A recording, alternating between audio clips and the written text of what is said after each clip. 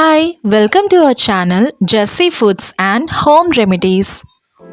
ఈరోజు నేను మీకు కేక్ ప్రిపరేషన్లో one of the healthy option చూపించబోతున్నాను విత్ ఆటా అండ్ జాంగ్రీ పౌడర్తో. ఇందులో నేను ఎటువంటి మైదా కానీ షుగర్ కానీ యూస్ చేయకుండా చేశాను, అది కూడా చాలా హెల్దీగా. సో ఎలా చేయాలో చూద్దాం. ఒక బౌల్లో 1 కప్ ఆటా తీసుకోండి, అదే గోధుమ పిండి. దీంట్లోనే 1 teaspoon baking powder, 1/2 teaspoon baking soda తీసుకోండి. ఇప్పుడు ఇంగ్రీడియంట్స్ అన్నీ కొంచెం మిక్స్ చేసుకొని పక్కన పెట్టుకుందాం. ఇప్పుడు ఒక మిక్సీ జార్లో 1/4 కప్ వరకు కర్డ్ తీసుకోండి, అది రూమ్ టెంపరేచర్లో ఉండాలి. ఇప్పుడు అందులోనే 1/2 కప్ జాంగ్రీ పౌడర్ తీసుకోండి. జాంగ్రీ పౌడర్ ప్లేస్లో మీరు షుగర్ అయినా తీసుకోవచ్చు. నెక్స్ట్ 1/4 కప్ వరకు ఫ్లేవర్లెస్ ఆయిల్ తీసుకోండి.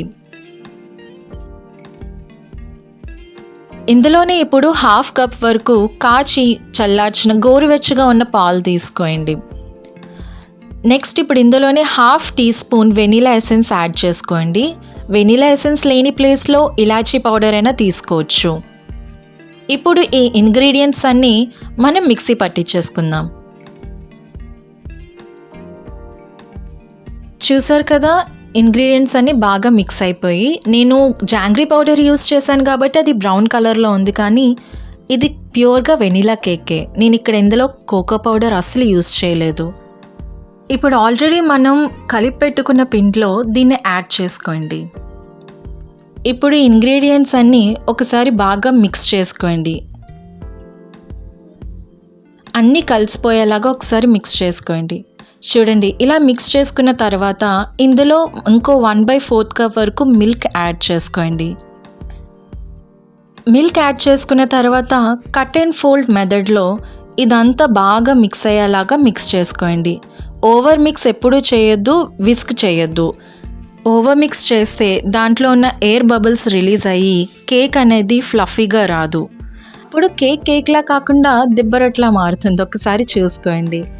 ఇప్పుడు నేను ఇదే విధంగా cut and fold method use చేసే ఈ కన్సిస్టెన్సీ వచ్చినంత వరకు మిక్స్ చేసుకున్నాను. కొంచెం పేషెన్స్ అవసరం ఇక్కడ.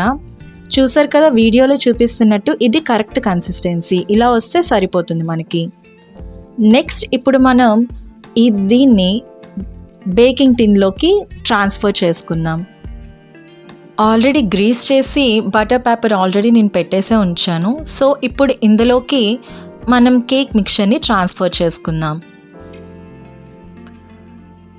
ఇప్పుడు దీన్ని ఒక 2-3 టైమ్స్ ట్యాప్ చేయండి, కొంచెం ఎయిర్ బబుల్స్ రిలీజ్ అయ్యేటట్టు. సరిపోతుంది. ఆల్రెడీ ప్రీహీట్ చేసుకున్న కడాయిలో మనం ఒక 40 మినిట్స్ మీడియం టు లో ఫ్లేమ్లో దీన్ని బేక్ చేసుకోవాలి. ఫ్లేమ్ అనేది కరెక్ట్గా పెట్టుకోండి, లేకపోతే అది కూడా కేక్ బేకింగ్లోని చాలా ఇంపార్టెంట్. 40 మినిట్స్ తర్వాత మన కేక్ ఎలా బేక్ అయిందో చూద్దాం. చూసారు కదా ఎంత స్పంజీగా ఉందో. ఇప్పుడు ఒక షార్ప్ నైఫ్ తీసుకొని అది క్లీన్గా వచ్చినట్టయితే మన కేక్ ఫుల్గా రెడీ అయిపోయినట్టే. దీన్ని చల్లారిన తర్వాత డీమౌల్డ్ చేసుకుందాం.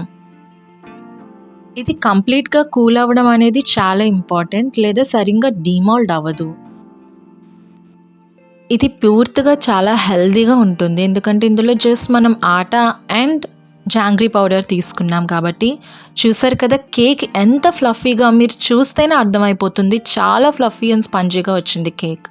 విత్ చాలా హెల్దీ ఆప్షన్స్తో మనం ఈ కేక్ అనేది ప్రిపేర్ చేసుకుందాం. మీకు తెలుస్తుందో లేదో తెలియదు, కానీ ఆ కట్ చేస్తుంటే స్పంజీనెస్ అనేది నాకు చాలా ఈజీగా తెలుస్తుంది. ఇప్పుడు మీకు చూపిస్తాను చూడండి కేక్.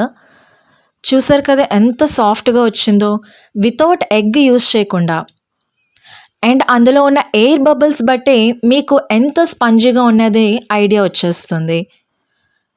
చూసారు కదా. సో ఇప్పుడు ఎలాంటి లేట్ చేయకుండా మీరు కూడా దీన్ని ప్రిపేర్ చేసి మీ ఇంట్లో వాళ్ళకి పెట్టండి. సో ఈ కేక్ రెసిపీ మీకు నచ్చినట్టయితే లైక్ అండ్ షేర్ చేయడం మర్చిపోవద్దు.